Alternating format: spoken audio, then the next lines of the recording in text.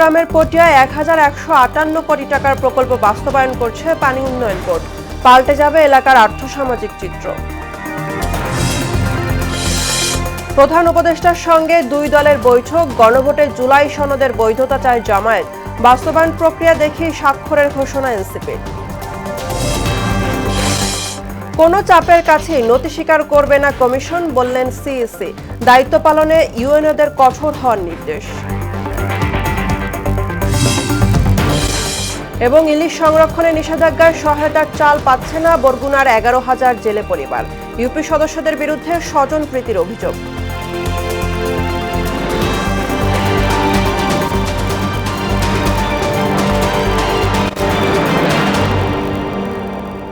আসসালামু আলাইকুম, সবাইকে মোহনা সংবাদে স্বাগত। শুনছিলেন শিরোনাম, পুরো সংবাদের সঙ্গে আছি আমি বুশরা জাহানিমা। একটি প্রকল্পই পাল্টে দিচ্ছে বন্যা খরায় বিধ্বস্ত চট্টগ্রামে পটিয়ার বিস্তীর্ণ জনপদের জীবনমান। উপজেলার বন্যা নিয়ন্ত্রণ, পানি নিষ্কাশন ও সেচ ব্যবস্থার উন্নয়নে গৃহীত প্রকল্পটি বাস্তবায়িত হলে এলাকার আর্থসামাজিক চিত্র আমূল পাল্টে যাবে বলে মনে করছেন সংশ্লিষ্টরা। যুগ যুগ ধরে বর্ষাকালে বন্যা আর শুষ্ক মৌসুমে খরায় পীড়িত এখানকার কৃষকও নতুন আশায় বুক বাঁধছেন। চট্টগ্রাম থেকে সঞ্জয় চৌধুরীর ক্যামেরায় আফসানা নূরের প্রতিবেদন, জানাচ্ছেন মোহাম্মদ ওয়ালিউল্লাহ। সবুজে ঘেরা নদীবেষ্টিত পটিয়া, যার সুখ দুঃখ দুই জড়িয়ে আছে পানির সঙ্গে। কখনো বন্যার তোরে ভাষা, আবার কখনো খরার হাহাকার। দীর্ঘকাল ধরে এই দুয়ে হিংস্র থাবায় বিপন্ন এখানকার জনজীবন। প্রকৃতির অভিশাপ নির্ভর এই জীবনযাত্রায় পরিবর্তনে কাজ শুরু করেছে স্থানীয় পানি উন্নয়ন বোর্ড। বন্যা নিয়ন্ত্রণ ও সেচ ব্যবস্থার উন্নয়নে ১,১৫৮ কোটি টাকার পটিয়া উপজেলার বন্যা নিয়ন্ত্রণ, পানি নিষ্কাশন ও সেচ ব্যবস্থার উন্নয়ন শীর্ষক একটি প্রকল্প হাতে নিয়েছে পানি উন্নয়ন বোর্ড। এর আওতায় রয়েছে ২৫ কিলোমিটার বাঁধ নির্মাণ, ৪ কিলোমিটার বন্যা প্রতিরোধ দেয়াল স্থাপন, ২৬টি রেগুলেটর আর ৩০ কিলোমিটার খাল পুনঃখনন। এ প্রকল্পের লক্ষ্য নদী ভাঙন রোধ, সেচের পরিধি বাড়ানো এবং বর্ষায় জমে থাকা পানি দ্রুত নিষ্কাশন। প্রকল্পের বড় অংশ শেষ হলেও টানা বর্ষা আর ভূমি অধিগ্রহণ জটিলতায় কিছু এলাকায় ধীরগতিতে কাজ চললেও আশাবাদী স্থানীয়রা। আগে তো মনে করেন অনেক বাড়িঘর ভেঙে গেছিল, এখন আশা করতেছি এই ব্লকের জন্য মানে দুই পারে ইয়াটা ভালো হচ্ছে আমাদের। আগে মানে ঘর বাড়ি ভাঙে গেছে, এখন ভালো হয়েছে, মানে ব্লকগুলো দিছে আর কি, পানি রবার ড্রাম দিলে আর কি পানি জমা থাকবে। ব্লক যখন দিই বাড়িঘর সত্যই পানি খরান হালায় পানি না থাকে, তারপরে রবার ড্রাম যেতে পানি জমা থাকে। বাঁধ নির্মাণের মূল কাজ শেষ না হলেও জমি অধিগ্রহণ প্রক্রিয়া শেষ হলেই প্রকল্পের চিত্র দৃশ্যমান হবে বলে জানালেন দায়িত্বপ্রাপ্ত প্রকৌশলী। বাঁধ নির্মাণের কম্পোনেন্টটা ব্যতীত বাকি সব কম্পোনেন্টের কাজগুলো করছি, কারণ আসলে ভূমি অধিগ্রহণ ছাড়া বাঁধের কাজ পুরোপুরিভাবে করা সম্ভব না। ভূমি অধিগ্রহণ প্রক্রিয়া সমাপ্তির পরে আমরা বাকি কাজগুলো, বাঁধের কাজগুলো করতে পারবো, তবে বাঁধ ছাড়া অন্যান্য সকল কম্পোনেন্টের কাজ আমাদের চলমান আছে। অন্যদিকে উপজেলার শ্রীমাই খালে গড়ে উঠেছে দেশের আধুনিকতম বহুমুখী হাইড্রোলিক ড্যাম। ১৩৩ কোটি টাকার এই প্রকল্পের মাধ্যমে পাহাড়ি ঢল ও বর্ষার পানি ব্যবস্থাপনার মাধ্যমে শুকনো মৌসুমে সেচ কার্যে ব্যবহার করা হবে। শ্রীমাই নদীর দুই তীরে ৪.৪ কিলোমিটার তীর সংরক্ষণ কাজ চলছে জোরে সোরে। স্থানীয়রা বলছেন এই ড্যাম শুধু কৃষি নয়, পর্যটনেও নতুন দিগন্ত উন্মোচন করবে। আমাদের এখানে ঘরবাড়ি, অনেক ঘরবাড়ি চলে গেছে, এই বৃষ্টি হলে অনেক জায়গা জমিন চলে গেছে। আমাদের অনেক শান্তিপূর্ণভাবে চাষাবাদ হবে। দীর্ঘদিন বৃষ্টি না হয় তাহলে আমরা এখানে পানি বলতেই নেই, মানে চাষাবাদের জন্য, বাগানের জন্য অনেক ক্ষতিগ্রস্ত হয়ে অনেক কষ্ট হয় আমাদের। এখন যদি রবার ড্রাম হয় ইনশাআল্লাহ পানিটা জমা থাকবে, ওদিনে আমরা চাষবাস করতে পারবো। প্রথমবারের মতো চীন উদ্ভাবিত হাইড্রোলিক প্রযুক্তি ব্যবহার করা হচ্ছে এই ড্যামে। প্রকল্পটি বাস্তবায়িত হলে প্রায় ১১০০ হেক্টর জমি চাষের আওতায় আসবে বলে জানান এই প্রকৌশলী। এটা হচ্ছে একটি চাইনিজ টেকনোলজি, যেটা IWHR, চাইনার একটা ওয়াটার রিসোর্স অর্গানাইজেশন, তাদের একটা ইনোভেটিভ টেকনোলজি। এই টেকনোলজিটা আসলে প্রথমবার পাইলট ভিত্তিতে আমরা এই শ্রীমাই খালে এটা বাস্তবায়ন করছি। তো এটা যদি বাস্তবায়িত হয়, প্রায় 1100 হেক্টর জমি নতুন করে চাষের আওতায় আসবে। এটি বন্যা খরায় জর্জরিত পটিয়াবাসীর জীবনমান পাল্টে দেবে বলেও জানান তিনি। মোহাম্মদ ওয়ালিউল্লাহ, মোহনা সংবাদ। প্রধান উপদেষ্টা প্রফেসর মোহাম্মদ ইউনূসের সঙ্গে বৈঠক করেছে জামায়াতে ইসলামী ও এনসিপি। বুধবার বৈঠক শেষে জামায়াতের নায়েবে আমির সৈয়দ আব্দুল্লাহ মোহাম্মদ তাহের বলেন, বিশেষ আদেশ ও গণভোটের মাধ্যমে জুলাই সনদ বৈধতা পাবে, কিন্তু বাস্তবায়ন না হলে সবকিছুই বিফলে যাবে। এদিকে বৈঠকের পর এনসিপির আহ্বায়ক নাহিদ ইসলাম বলেন, জুলাই সনদের বাস্তবায়ন প্রক্রিয়া নির্ধারণ হওয়ার পরই সই করবে তার দল। ওবায়দুল হক মারুফের রিপোর্ট। বিএনপির পর আরও দুটি রাজনৈতিক দলের সঙ্গে বৈঠক করলেন প্রধান উপদেষ্টা প্রফেসর মোহাম্মদ ইউনূস। বুধবার বিকেলে আহ্বায়ক নাহিদ ইসলামের নেতৃত্বে 4 সদস্যের প্রতিনিধি দল যান রাষ্ট্রীয় অতিথি ভবন যমুনায়। বৈঠক শেষে নাহিদ ইসলাম বলেন, জুলাই সনদের বাস্তবায়ন প্রক্রিয়া নির্ধারণ হওয়ার পরই সই করবে তার দল। জুলাই সনদ যেই বিষয়গুলো রচিত হয়েছে সেটাই পুরোটা গণভোটে যাবে এবং গণভোটের মাধ্যমে অনুমোদিত হলে পরবর্তী সংসদের একটা গাঠনিক ক্ষমতা থাকবে, যার ফলে তারা একটি সংস্কারকৃত একটি নতুন সংবিধান তৈরি করবে। এই পুরো প্রক্রিয়ার সাথে যদি সরকার ঐকমত্য কমিশন সুপারিশ দিবে, সরকার সেই অনুযায়ী কী সিদ্ধান্ত নেয় সেটার উপর নির্ভর করে আমরা জুলাই সনদে স্বাক্ষরের বিষয়টি বিবেচনা করব। জুলাই সনদ অনুযায়ী এই সরকারের তত্ত্বাবধায়ক সরকার হওয়ার সুযোগ নেই উল্লেখ করে নির্বাচন কমিশনের ভূমিকায় অসন্তোষ জানান এনসিপি আহ্বায়ক। তত্ত্বাবধায়ক সরকার জুলাই সনদে আসবে, গণভোটের পরে এই বিষয়ে আসলে চূড়ান্ত হওয়া সম্ভব। এর আগে তত্ত্বাবধায়ক সরকার যাওয়ার কোনো ধরনের আসলে সুযোগ নেই। এরপর রাষ্ট্রীয় অতিথি ভবন যমুনায় প্রধান উপদেষ্টার সঙ্গে বৈঠকে বসেন জামায়াতে ইসলামীর নায়েবে আমির সৈয়দ আব্দুল্লাহ মোহাম্মদ তাহেরের নেতৃত্বে 4 সদস্যের প্রতিনিধি দল। সেখানে নভেম্বরের শেষে গণভোট আয়োজনের দাবি জানায় দলটি। পরে গণমাধ্যমের সঙ্গে কথা বলেন নায়েবে আমির আব্দুল্লাহ মোহাম্মদ তাহের। গণভোটের ব্যাপারে বিএনপি কোনোভাবে রাজি হচ্ছিল না প্রথম দিকে, আমরা একটা জোর দিয়েছিলাম, কিন্তু শেষ পর্যন্ত বিএনপি গণভোটে রাজি হয়েছে। আমরা বিএনপিকে ধন্যবাদ জানাই। আমরা বলেছি নভেম্বরের লাস্টে গণভোট করেন, প্রায় 1 মাসের বেশি সময় আছে, তারপরে আরও 2.5 মাস থাকবে জাতীয় নির্বাচনের জন্য। জুলাই সনদ বাস্তবায়ন না হলে সবকিছুই বিফলে যাবে বলেও মন্তব্য করেন তিনি। সনদের মাঝে যেগুলো আগামী নির্বাচন সংশ্লিষ্ট সেগুলোকে আগেই পাশ করিয়ে তার ভিত্তিতে নির্বাচন দেওয়া। জামায়াতের বৈঠকে তত্ত্বাবধায়ক সরকার ইস্যুতে আলোচনা হয়নি বলেও জানান আব্দুল্লাহ মোহাম্মদ তাহের। তত্ত্বাবধায়ক সরকারের বিষয়ে আমরা আলোচনা করিনি 2টি কারণে। এক, তত্ত্বাবধায়ক সরকারটা ব্যাপারে এখনও সুপ্রিম কোর্টে শুনানি হচ্ছে, সুতরাং সুপ্রিম কোর্টের যেহেতু এটা প্রিজুডিস, আমরা সুপ্রিম কোর্টের রায়ের অপেক্ষায় আছি। ওবায়দুল হক মারুফ, মোহনা সংবাদ, ঢাকা। কোনো চাপের কাছে নতি স্বীকার না করতে ইউএনওদের নির্দেশনা দিয়েছেন প্রধান নির্বাচন কমিশনার এম নাসির উদ্দিন। বুধবার সকালে নির্বাচনী প্রশিক্ষণ ইনস্টিটিউটে জাতীয় নির্বাচনকে ঘিরে উপজেলা নির্বাহী কর্মকর্তাদের কর্মশালায় তিনি এই নির্দেশনা দেন। সুষ্ঠু নির্বাচনের বিকল্প নেই উল্লেখ করে নির্বাচন কমিশনার আব্দুল রহমানুল মাসুদ বলেন, কমিশন ব্যর্থ হলে নিন্দিত হবে বিশ্বজুড়ে। এমআর আসাদের রিপোর্ট। ত্রয়োদশ জাতীয় সংসদ নির্বাচনকে কেন্দ্র করে উপজেলা নির্বাহী অফিসারদের ভোট ব্যবস্থাপনার বিষয়ে প্রশিক্ষণের আয়োজন করে ইসি। এতে ইউএনওদের দিক নির্দেশনা দেয়া হয়। সুষ্ঠু নির্বাচনের বিকল্প নেই উল্লেখ করে নিজেদের অস্তিত্ব রক্ষায় সাহসের সঙ্গে কাজ করার আহ্বান জানান কমিশনাররা। ইনস্ট্রাকশন থাকবে, যখনই কোনো ঘটনা ঘটবে দুই পক্ষের মধ্যে, দুই পক্ষ থেকে ধরতে হবে, কোনো ছাড় দেওয়া যাবে না এবং তাৎক্ষণিকভাবে ছাড়া যাবে না। যেটাকে ধরা হবে ছাড়া যাবে না, ইলেকশনের আগে ছাড়া যাবে, সেন্ড টু কোর্ট। বলার অপেক্ষা রাখে না। আপনারা সবাই বুঝতে পারছেন যে বাংলাদেশের রাষ্ট্র এবং জাতি হিসাবে আমাদের ইতিহাসে সম্ভবত one of the most consequential election is this one. So আমরা এই গুরুত্বটা অনুধাবন করব। আমাদের সকল কাজ থাকলেও এটাকে প্রায়োরিটি কাজ হিসাবে নিয়ে আমরা যেন আমাদের দায়িত্বটা পালন করি মাঠ পর্যায়ে। খোদা না করুক এই ইলেকশনও যদি আমরা ভালো না করতে পারি, বিশ্বের কাছে, মানুষের কাছে, জাতির হিসাবে আমরা অত্যন্ত নিন্দিত জাতি হিসেবে পরিণত হব।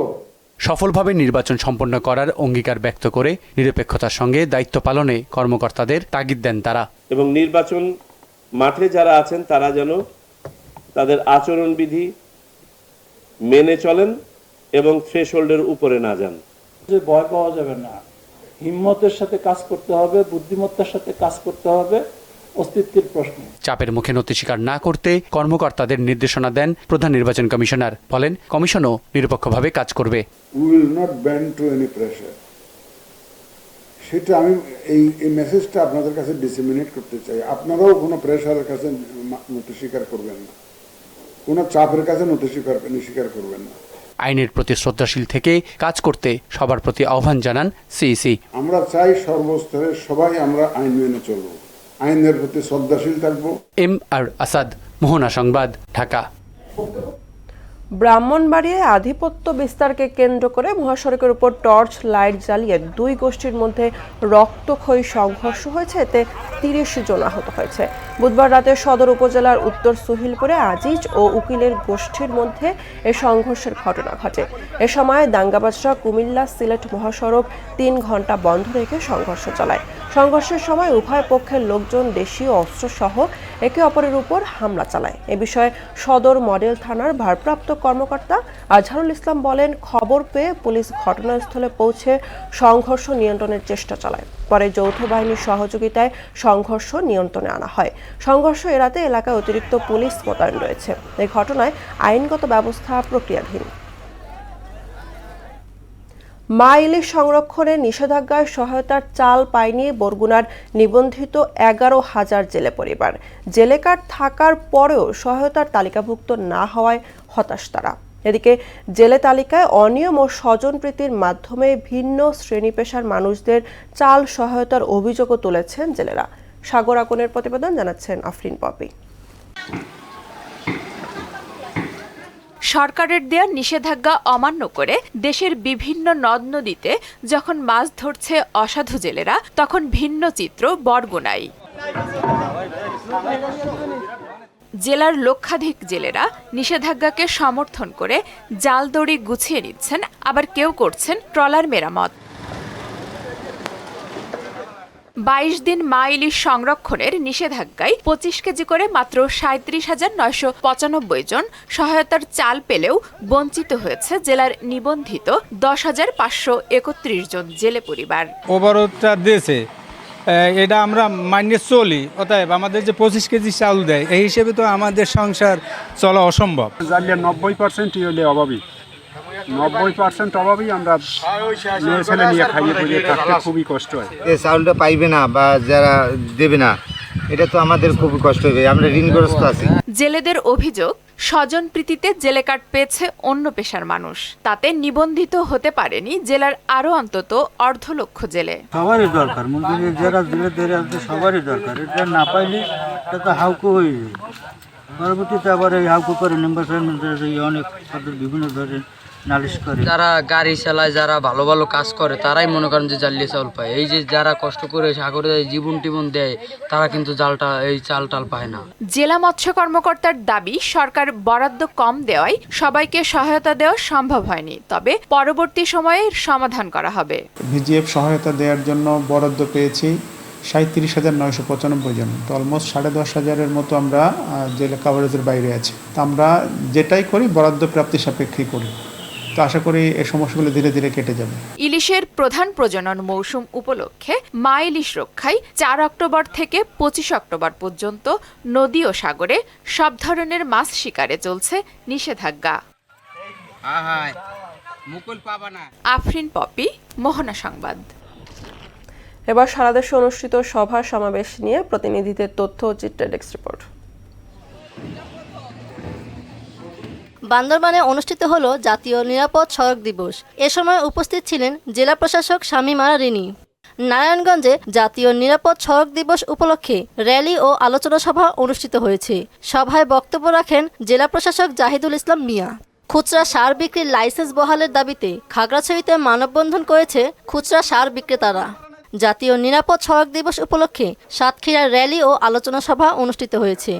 নরসিংদীর মাধবদীতে শ্যামা পূজা উৎসব উপলক্ষে শহরের বিভিন্ন পূজা মণ্ডপ পরিদর্শন করেন সাবেক পৌর মেয়র হাজী মোহাম্মদ ইলিয়াস। ফরিদপুরে নানা আয়োজনের মধ্য দিয়ে পালিত হয়েছে জাতীয় নিরাপদ সড়ক দিবস। টাঙ্গাইলের ভুয়াপুর শাখায় বাংলাদেশ কৃষি ব্যাংকের গ্রাহকদের মাঝে কৃষি ঋণ বিতরণ কর্মসূচি পালিত হয়েছে। গাইবান্ধায় প্রাথমিক বিদ্যালয়ে রোগ প্রতিরোধ এবং পরিবেশ বিষয়ে সচেতনতা বৃদ্ধিতে হাইজিন ক্যাম্পেইন কর্মসূচি উদ্বোধন করা হয়েছে। সিরাজগঞ্জে বিভিন্ন দাবিতে বিক্ষোভ মিছিল ও মানববন্ধন কর্মসূচি পালন করেছে খুচরা সার বিক্রেতা অ্যাসোসিয়েশন অব বাংলাদেশ। জয়পুরহাটে জাতীয় নিরাপদ সড়ক দিবস উপলক্ষে র্যালি ও আলোচনা সভা সহ বিভিন্ন কর্মসূচি পালন করা হয়েছে। চট্টগ্রামে পালিত হয়েছে জাতীয় নিরাপদ সড়ক দিবস 2025। ইস্পাহানি মোরস্ত ইঞ্জিনিয়ারিং ইনস্টিটিউশন প্রাঙ্গণ থেকে বর্ণাঢ্য র্যালি বের হয়ে সার্কিট হাউস প্রাঙ্গণে গিয়ে শেষ হয়। বরিশালের হিজলার হরিনাথপুর বাজারে তারেক রহমানের ঘোষিত 31 দফার লিফলেট বিতরণ করা হয়েছে। মানিকগঞ্জের দৌলতপুরে বিএনপির রাষ্ট্রকাঠামো মেরামতের 31 দফা লিফলেট বিতরণ করা হয়েছে। পটুয়াখালী পৌরসভার উদ্যোগে ব্যাটারি চালিত অটোরিকশা চালকদের প্রশিক্ষণ ও ড্রেস বিতরণ অনুষ্ঠিত হয়। ঝালকাঠির কাঠালিয়ায় ভেলাবাইজ প্রতিযোগিতা অনুষ্ঠিত হয়েছে। মাহমুদ আক্তার, মোহনা সংবাদ। জমি অধিগ্রহণ অনুমোদনের পরেও ভাড়া বাসায় চলছে পিরোজপুর বিজ্ঞান ও প্রযুক্তি বিশ্ববিদ্যালয়ের পাঠদান। স্থায়ী ক্যাম্পাস নির্মাণে দৃশ্যমান কোনো অগ্রগতি নেই। এ নিয়ে হতাশ ও ভোগান্তিতে রয়েছে শিক্ষার্থীরা। তবে দ্রুত কাজ শুরু করার আশ্বাস দিয়েছেন বিশ্ববিদ্যালয়ের উপাচার্য। নুরুদ্দিনের প্রতিবেদন, জানাচ্ছেন তাহসিন তারিন। ভাড়া বাড়িতে চলছে পিরোজপুর বিজ্ঞান ও প্রযুক্তি বিশ্ববিদ্যালয়ের পাঠদান। 2022 সালে সংসদে বিল পাশ হওয়ার পর 2024 সালে 4 বিভাগে শিক্ষার্থী ভর্তি হলেও এখনও স্থায়ী ক্যাম্পাস নির্মাণে অগ্রগতি নেই। পিরোজপুর সদর উপজেলার কদমতলা এলাকায় 75 একর জমি অধিগ্রহণের অনুমোদন পাওয়ার পরেও বিশ্ববিদ্যালয়ের প্রশাসনিক কার্যক্রম চলছে ভাড়া করা ভবনে। এতে ভোগান্তিতে শিক্ষার্থীরা। সমাধানে কর্তৃপক্ষের কাছে স্থায়ী ক্যাম্পাসের দাবি শিক্ষার্থীদের। দীর্ঘ 7-8 মাসের ক্লাসের মধ্যে অস্থায়ী ক্যাম্পাসে আমাদের অনেক ধরনের অসুবিধা দেখা দিচ্ছে। নানা ধরনের নিরাপত্তাহীনতায় আমাদের ভুগতে হয়। কালচারাল ফেস্ট, তারপর সায়েন্স ফেস্ট, এগুলো করতে আমাদের খুবই সমস্যা হয়। আমাদের গবেষণা ল্যাব এসবের জন্য কোনো ভালো জায়গা পাওয়া যায় না, যেহেতু এটা ভাড়া ক্যাম্পাস। পার্মানেন্ট ক্যাম্পাসের অবকাঠামো নির্মাণ যত দ্রুত সম্ভব শুরু করা হোক। নিজস্ব ক্যাম্পাস না থাকায় নানা সমস্যায় পড়েছেন শিক্ষকরা। পরিস্থিতি মোকাবেলায় ঊর্ধ্বতন কর্তৃপক্ষের সহযোগিতা কামনা করেন তারা। পিরোজপুরের মতো শহরে বা আমরা শহরটাতে যেটাতে আছি সেখানে এরকম বড় বিল্ডিং এখনো নাই যেখানে আমরা ক্লাস কন্টিনিউ করতে পারি। বিশ্ববিদ্যালয়ে ভূমি অধিগ্রহণ, তারপরে ফিজিবিলিটি স্টাডি, এগুলো হয়তো বা অগ্রসর হয়েছে, কিন্তু এগুলো শুধু অগ্রসর হলেই চলবে না। এগুলো আসলে বাস্তবে রূপ দেওয়ার জন্য ঊর্ধ্বতন কর্তৃপক্ষের নিকট আমার আবেদন। এদিকে দ্রুত স্থায়ী ক্যাম্পাসের কার্যক্রম শুরু করার প্রত্যাশা পিরোজপুর বিজ্ঞান ও প্রযুক্তি বিশ্ববিদ্যালয়ের উপাচার্যের। পিরোজপুর বিজ্ঞান ও প্রযুক্তি বিশ্ববিদ্যালয়ে ডিপিপি যেটা আমরা পেয়েছি, যেটা নিয়ে আমরা বর্তমানে কাজ করছি, আমি আশা করছি অতি দ্রুতই আমরা এই কাজগুলো সম্পাদন করতে পারবো এবং বিশ্ববিদ্যালয় তার স্থায়ী ক্যাম্পাসে আমরা যেতে পারবো। কবে নাগাদ তাদের সমস্যার সমাধান হবে সেদিকেই তাকিয়ে আছে শিক্ষক শিক্ষার্থীরা। তাহসিন তারিন, মোহনা সংবাদ। দর্শক, এ পর্যায়ে জানিয়ে দিচ্ছে আজকের সংবাদপত্রের গুরুত্বপূর্ণ শিরোনামগুলো।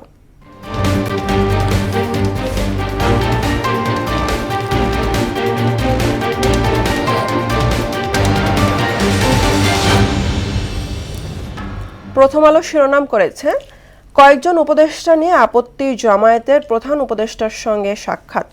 ট্রাইব্যুনালে 15 সেনা কর্মকর্তা পাঠানো হলো কারাগারে। দৈনিক ইত্তেফাক শিরোনাম করেছে, প্রধান উপদেষ্টার সঙ্গে পৃথক বৈঠক, নভেম্বরে গণভোট চায় জামায়াত, ইসি পুনর্গঠনের দাবি এনসিপির। গুম ও মানবতাবিরোধী অপরাধের 3 মামলা, ট্রাইব্যুনালে হাজিরের পর 15 সেনা কর্মকর্তা কারাগারে। সমকাল, কয়েকজন উপদেষ্টা ও প্রশাসনের ভূমিকায় জামায়াতের আপত্তি, প্রধান উপদেষ্টার সঙ্গে বৈঠক, 15 সেনা কর্মকর্তা কারাগারে।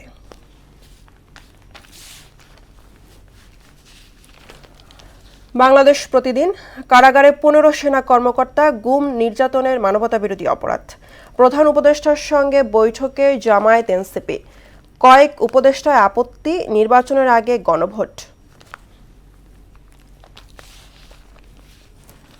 যুগান্তর শিরোনাম করেছে গুম খুন সহ মানবতাবিরোধী অপরাধের ৩ মামলা, ১৫ সেনা কর্মকর্তা কারাগারে। প্রধান উপদেষ্টার সঙ্গে 2 দলের পৃথক বৈঠক, সনদের আইনি ভিত্তি দিতে নভেম্বরে গণভোট চাই বলছে জামায়াত, বাস্তবায়নের নিশ্চয়তা পেলেই জুলাই সনদে স্বাক্ষর বলছে এনসিপি। দর্শক, এই ছিল আজকের সংবাদপত্রের গুরুত্বপূর্ণ শিরোনামগুলো। শেষ করব মোহনার সংবাদ, যাবার আগে শিরোনামগুলো আরও একবার। চট্টগ্রামের পটিয়ায় ১,১৫৮ কোটি টাকার প্রকল্প বাস্তবায়ন করছে পানি উন্নয়ন বোর্ড, পাল্টে যাবে এলাকার আর্থসামাজিক চিত্র। প্রধান উপদেষ্টার সঙ্গে 2 দলের বৈঠক, গণভোটে জুলাই সনদের বৈধতা চায় জামায়াত, বাস্তবায়ন প্রক্রিয়া দেখি স্বাক্ষরের ঘোষণা এনসিপি। কোনো চাপের কাছে নথি স্বীকার করবে না কমিশন, বললেন সিএসএ, দায়িত্ব পালনে ইউএনওদের কঠোর হওয়ার নির্দেশ।